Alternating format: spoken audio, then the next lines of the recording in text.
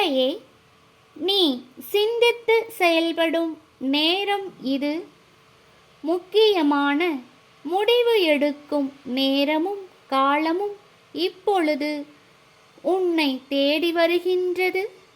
யோசித்து நல்ல முடிவாக எடுக்கும் தருணம் இது. உன் வாழ்வில் மாற்றம் வரப்போகின்றது. நீ எதிர்பார்த்த நல்ல விஷயம் ஒன்று கைகூடி வருகின்றது பிள்ளையே. நல்லதே நடக்கும்.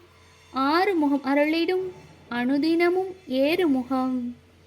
வெற்றிவேல் முருகனுக்கு அரோஹரா. பாலதண்டாயுத சுவாமிக்கு அரோஹரா.